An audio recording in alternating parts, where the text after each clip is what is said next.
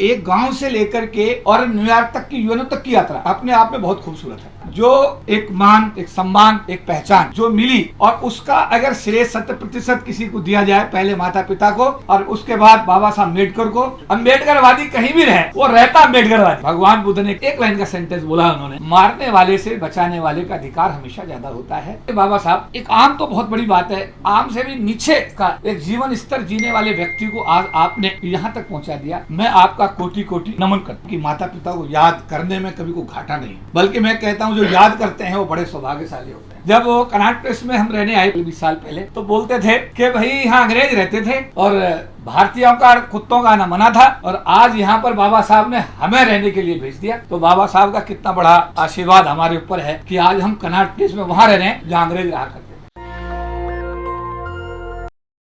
देखिए जीवन का सत्य क्या है, मृत्यु। और हर आदमी के जीवन में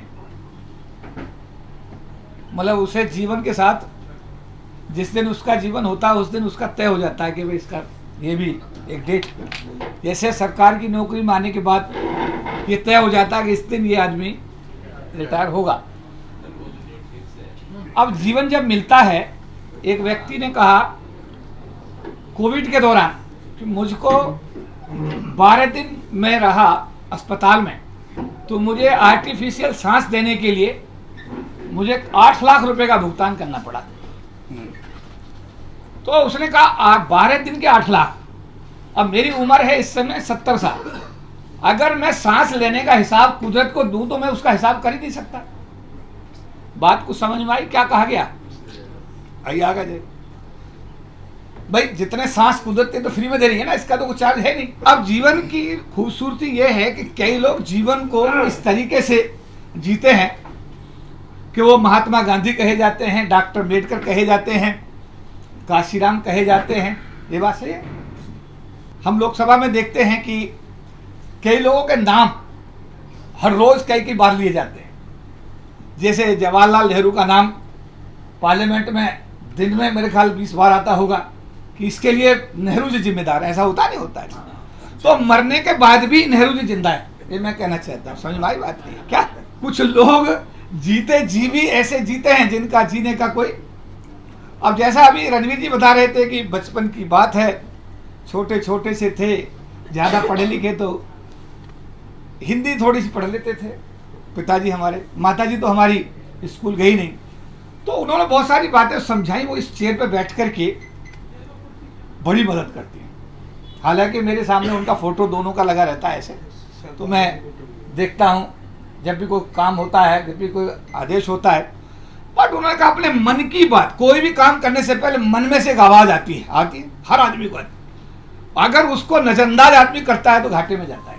अगर वो सुनता है तो मुझे लगता है कि वो उसकी तरक्की। मैं भी यहीं 50-60 किलोमीटर पर मेरा गाँव है, को ज़्यादा दूर नहीं है। और जो जीवन जिया गया वो बार बार मैं जिक्र करता हूँ। कई बार हमारी श्रीमती जी कहती हैं आप ऐसे क्यों बोलते हो, लेकिन सच तो सच है। वहाँ से यहाँ तक की यात्रा, यानी कि एक गांव से लेकर के और न्यूयॉर्क तक की, यूएनओ तक की यात्रा अपने आप में बहुत खूबसूरत है। और मैं ये मान सकता हूँ कि बहुत कम लोग ऐसे खुशनसीब हैं जो एक मान, एक सम्मान, एक पहचान जो मिली, और उसका अगर श्रेय 100% किसी को दिया जाए, पहले माता पिता को और उसके बाद बाबा साहब अम्बेडकर को, और उसके साथ साथ जो हमारे शुभचिंतक हैं, वेल विशर्स हैं, भाई उनके बिना तो वो काम चलता ही नहीं। शुभचिंतकों के बिना तो आप एक सेकंड नहीं जी सकते। ये बात सही गलत है? तो ऐसा है कि ये सारा मिला जुला जो वेंचर रहा है, इस वेंचर में आज कई बार लोग जब दूसरे संगठनों के लोग यहाँ मीटिंग करने आते हैं तो मुझे बड़ी खुशी होती है। मैंने कहा यार कम से कम एक जगह बन गई समाज की, और समाज के काम आ रही है। कभी दलित लेखक संघ ने एक चित्रकार का परसों पहले दिन अभी यहाँ पर अभिनंदन समारोह किया 15 अगस्त को। तो चित्रकार महोदय ने कहा, उन्होंने अपने अनुभव सुनाए। उनकी चित्रकारिता का वर्ल्ड लेवल पर लोहा है, लेकिन उनका इंडिया में मेरी चित्रकारिता को कोई नहीं पूछता। मतलब वर्ल्ड लेवल पर उनका बहुत बड़े अवार्ड उनको मिले दुनिया में, बट उनकी चित्रकारिता का यहाँ पर कोई अवार्ड नहीं मिलता। तो अब जब वो चित्रकार का सम्मान हो रहा था तो मुझे अंदर से खुशी हो रही थी कि यार ये सब संगठन यहाँ आते हैं आकर के यहाँ बैठते हैं, समाज की बात करते हैं, और इस माध्यम से समाज के ऐसी हस्तियों से मुझे भी मिलने का सौभाग्य प्राप्त होता है। उल्टा कुछ लोगों ने कहा कि इसका किराया लगा दो, इसका किराया लगा दो। बड़े बड़े ज्ञानी लोग यहाँ पर आते रहते हैं, ज्ञान तो अपना देते रहते। महेश आर्य साहब बहुजन समाज पार्टी के बहन जी के साथ में राइट हैंड रहे हैं, कंधे से कंधा मिला के। करीब 30 साल तक मतलब 30 साल तक राष्ट्रीय महासचिव, दिल्ली के प्रभारी, और मतलब है लोकदल में, लेकिन आत्मा वही है। क्या कहते हैं, क्या जहां होनी चाहिए वही आत्मा है, भले कहीं भी चला जाओ कोई आदमी। वैसे तो अगर कोई मशीन अगर कोई मशीन हो तो अम्बेडकरवादी कहीं भी रहे, वो रहता अम्बेडकरवादी है, समझ नहीं पाता। तो मैं ये कह रहा था आपसे कि ये जो सिचुएशन हम लोगों के सामने, जब हम अपने जीवन को जीते हैं तो हमें तय करना होता है कि हम किस दिशा में जा रहे हैं। अब दिशा तय करना तो आपकी जिम्मेदारी में। हमारे कई साथी थे, दुनिया में नहीं है। कुछ दिन पहले हम श्रद्धेय AR जोशी जी का जन्मदिन मना रहे थे, तो सरकार निवास जो है 26 हाउस खास दिल्ली में है, नई दिल्ली में। बड़ा पूरा हॉल बड़ा था, लोग थे, समाज के लोग इतनी संख्या में आए कि देख करके मन को इतनी प्रसन्नता हुई, इतनी खुशी हुई कि समझ नहीं बात आप। और ऐसा है कि हमें एक दूसरे के सुख में भी और दुख में भी, अगर हम शेयर होते हैं एक दूसरे के सुख और दुख में, हम लोग अगर मान लिया शामिल होते हैं, तो मुझे लगता है कि ये हमारी सामाजिक जिम्मेदारी में आता है, ये हमारी सामाजिक जिम्मेदारी में भी आता है। और अगर हम सामाजिक जिम्मेदारी का निर्वहन करते हैं तो हम समाज को मजबूती देने का काम करते हैं। अब कई बार मैं बोलता हूं कि भाई भगवान बुद्ध ने कितना एक लाइन का सेंटेंस बोला उन्होंने, मारने वाले से बचाने वाले का अधिकार हमेशा ज्यादा होता है। और एक क्या है, करुणा। उनके नाम में क्या है, भगवान बुद्ध के साथ एक वर्ड है करुणा। जितना भी प्यार दोगे, पूरा धर्म ही करुणा पे टिका हुआ है। नहीं, अब हमें देखना ये होता है कि हम अपने भाइयों को, अपने बहनों को, अपने समाज के लोगों को कितना करुणा और प्यार। मैं इस बहुत जिम्मेदारी के साथ बोल सकता हूँ कि मैं जो भी, हाँ, मैं बाबा साहब से कहता हूँ कि बाबा साहब, एक आम तो बहुत बड़ी बात है, आम से भी नीचे का एक जीवन स्तर जीने वाले व्यक्ति को आज आपने यहाँ तक पहुँचा दिया। मैं आपका कोटि कोटि आपको नमन करता हूँ। साथ साथ में उनसे ये बोलता हूँ कि ये जो पेन है ना, ये पेन आपने दे रखा है, इस पेन में इतनी ताकत जरूर देना कि जो सामने बैठा है कुर्सी में मेरे, वो निराश होकर ना जाए। मुझे तो आपने बहुत कुछ, क्या सब कुछ दे दिया। मुझे तो इतना दे दिया कि भारत सरकार का कोई भी पार्टी की सरकार हो, सब कैबिनेट मंत्री भी मुझे अच्छी तरह जानते हैं, पहचानते हैं, मेरे यहाँ भी आते रहते हैं, मुझे अपने यहाँ भी बुलाते रहते हैं। चाहे राष्ट्रपति लेवल के लोग हों, उनसे भी अच्छा संबंध है, संपर्क है, बढ़िया है। तो मेरा कहने का मतलब यह है कि मेरे को तो आपने बहुत कुछ दिया, राष्ट्रीय अंतर्राष्ट्रीय स्तर पर इतनी बड़ी ख्याति दी, लेकिन मेरे सामने जो व्यक्ति मेरे पास मिलने आया है, कुछ उम्मीद लेके आया है, इस कलम में इतनी ताकत जरूर डाल दीजिएगा कि वो कभी निराश और हताश होकर ना जाए, उसकी उम्मीद पूरी होनी चाहिए।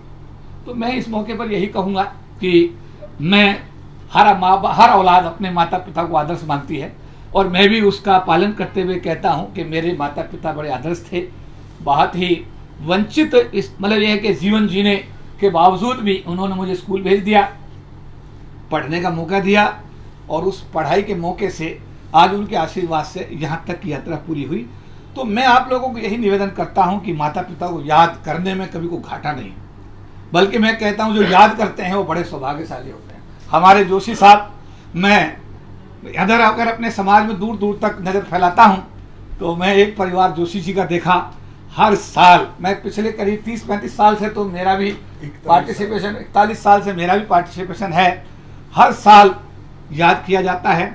और मैं भी जोशी साहब को अनुसरण करते हुए हर साल मेरी भी कोशिश होती है। हालांकि उनका 14 तारीख की रात को मैं नागपुर में था 2016 में, सेंट्रल एग्जीक्यूटिव कमेटी की मीटिंग रखी हुई थी। रात को 11 बजे फ़ोन आया हमारी मैडम का कि पिताजी की तबीयत खराब हो गई है। पहले उन्हीं का फ़ोन आया, उन्होंने कहा भैया तबीयत ठीक नहीं है। तो मैंने कहा अच्छा ठीक है। मैंने इन लोगों से कहा कि पिताजी को अपने कमरे में बिठा लो, बैवल में लिटा लो। तो ये फिर अपने कमरे में लेके, डिस्कवरी देखने का शौक था उनको, डिस्कवरी देखने लगे। देखते देखते उन्होंने कहा भाई मुझे पेशाब करना है, वो गेस्ट उसमें ले गए, समझे, रेस्ट रूम में। वहाँ जा कर के बेटा जो है बहुत देर तक खड़ा रहा, कह रहे बाबा मैं अंदर आ रहा हूँ अगर आप नहीं आ रहे। जब नहीं आए तो अंदर देखा तो बाथरूम बहुत बड़ा था, मेरे ख्याल 10 फुट बाई 8 फुट का बाथरूम था, बड़ा बाथरूम था। उसमें बराबर में वो लेटे हुए थे, और लेटे का उनको क्या है कि उस समय उनकी डेथ हो चुकी थी, समझे बात। फिर उनको हॉस्पिटल ले जाया गया गंगाराम में, ऑफिशियली उन लोगों ने उनको डेथ डिक्लेयर कर दिया। रात को उनका मैसेज आया कि पापा जी बाबा अब नहीं रहे। अब वहाँ नागपुर से दिल्ली आने का कोई रास्ता नहीं, कोई रास्ता, पूरे रास्ते टटोले गए, बॉम्बे इधर से उधर से, कोई रास्ता नहीं।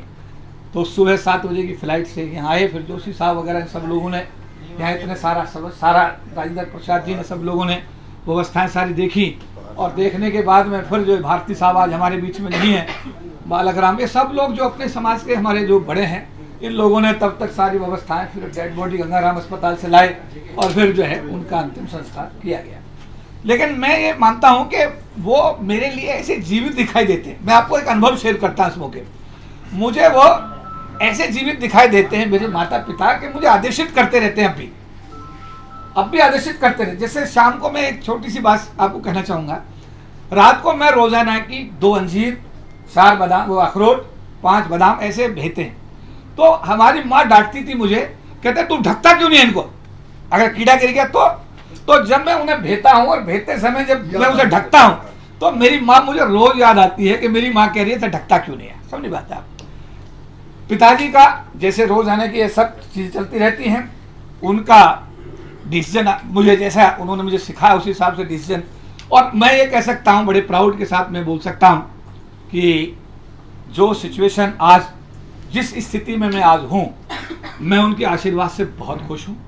और मैं चाहता हूं कि आप सबकी शुभकामनाओं से ये इसी तरीके से कारवां चलता रहे।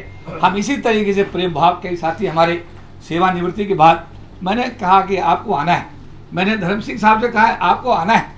और अभी मैंने कहा जब आप आते हैं तो ऐसा लगता है जैसे हमारे गार्जियन आ गए, समझे। मैंने राजकुमार जी के लिए कहा, मैंने आप यहाँ आते रहा करो, लगता है, क्योंकि मैं परसों भी 4-5 दिन पहले अपनी भावना व्यक्त कर रहा था। मैंने जोशी साहब, हमारे सारे सीनियर गार्जियन चले गए, सिर्फ अकेले आप ही हमारे सिर पे बचे हुए हैं, समझे नहीं बात आप। तो मतलब ये फीलिंग होती है आदमी की ना, ये चीजें नेचुरल निकल के आती है, ये आर्टिफिशियल क्रिएशन नहीं हो सकता किसी भी आदमी में।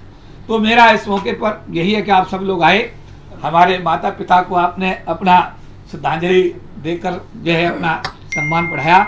मैं उनका पुत्र होने के नाते आप सबका आभार और धन्यवाद व्यक्त करता हूँ और आप सबसे ये आह्वान करता हूँ कि माता पिता एक ऐसी, मैं कहता हूँ कि उसे क्या, कोई वर्ड तो हमारे पास है नहीं, बट यह है कि माता पिता का आशीर्वाद जिन लोगों को मिला हुआ है अब तक, मैं कहता हूँ बड़ा मुझे जलन होती है कई बार, जिनके माता पिता जो मेरे से उम्र में बड़े हैं और उनके माता पिता जब जिंदे होते हैं तो मुझे लगता है यार मैं अपने आप को बड़ा अभागा महसूस करता। नहीं, मैं कहता हूँ मुझे उस समय थोड़ी ना ऐसा होता है कि यार मेरे माता पिता जल्दी चले गए, मेरी बात समझे बात आप। तो मेरी एक इच्छा थी, मैं माता पिता को चाहता था हवाई जहाज में ट्रेवल कराना, लेकिन इससे पहले कि ये व्यवस्था बन पाती, इससे पहले ही वो हमारा बड़ा आशीर्वाद जो दे रहे थे वो छोड़ के चले गए। जब वो कनाट प्लेस में हम रहने आए 15-16 साल पहले, 20 साल पहले, तो बोलते थे कि भाई यहाँ अंग्रेज रहते थे और भारतीयों का कुत्तों का आना मना था, और आज यहाँ पर बाबा साहब ने हमें रहने के लिए भेज दिया। तो बाबा साहब का कितना बड़ा आशीर्वाद हमारे ऊपर है कि आज हम कनाट प्लेस में वहाँ रह रहे हैं जहाँ अंग्रेज रहा करते थे। समझी बात। जब हमारी माताजी का निधन हुआ तो बहुत सारे विदेश के लोग, देश के लोग, सांसद, मंत्री, आप सब तो थे ही सारे डॉक्टर PL सब लोग आए श्रद्धांजलि करने। तो वो बोले देखिए गांव में पैदा हुई थी, अनपढ़ औरत है, कितना भाग में लिखा के लाई होगी कि बड़ी बड़ी हस्तियां इसके फोटो पे फूल चढ़ा रहे हैं, इसने कितने अच्छे कर्म किए तेरी माँ ने। ये चीजें बड़ी इमोशनल भी हैं, व्यवहारिक भी हैं, और ये चीजों में बहुत चीजें छिपी हुई भी हैं, मेरी बात समझिए। और इसमें ये जरूर है कि हमारी जो कार्यशैली है, हम जो कार्य करते हैं या हम जो एक्सचेंज करते हैं, चाहे अपनी व्यूज का एक्सचेंज करें, चाहे अपनी कार्यशैली से किसी को सुख दें, दुख दें, किसी को खुशी दें, बहुत सारी चीजों का मिक्सचर होता है। और कहना यह है कि जो लोग भगवान बुद्ध की थ्योरी को जीवन में उतार करके लोगों को प्यार देते हैं, अपनापन देते हैं, मैं जोशी साहब को बार बार ये देखता हूँ, कोई भी आदमी गया, लड़की की शादी हो रही है, हाँ भैया 50,000 ले जा भैया, सर शादी में 1.5 ले जा भैया, बर्तनों की जिम्मेदारी ले जा भैया, तेरा क्या ले जा भैया। मतलब कहने का ये है कि बहुत कम लोग ऐसे सौभाग्यशाली है जैसे यार जोशी साहब यहाँ बैठे हुए हैं, जिनको कुदरत ने इस हालत में पहुंचाया, और जिन्होंने कुदरत के आशीर्वाद लेने के बाद, बाबा साहब का आशीर्वाद लेने के बाद उसको चीज को ना पूरी ऑनेस्टी के साथ डिलीवर किया। इसीलिए आज बता दे, मुझे बड़ी खुशी है कि घर में पूरी खुशहाली है। जोशी साहब समझे बात, 71 हो गए और देखो मतलब कहने का ये चीजें कहीं ना कहीं जीवन में हमको प्रतिलक्षित होती है, इसका रिटर्न मिलता है। नेशनल दस्तक की आपसे गुजारिश है कि अगर इसको बचाना चाहते हैं तो नेशनल दस्तक को सब्सक्राइब करने के लिए रेड कलर के सब्सक्राइब बटन को दबाएं, फिर बेल आइकन की घंटी दबाएं। नेशनल दस्तक को बचाने के लिए बहुत जरूरी है कि हर खबर को शेयर करें, लाइक करें, कमेंट जरूर करें।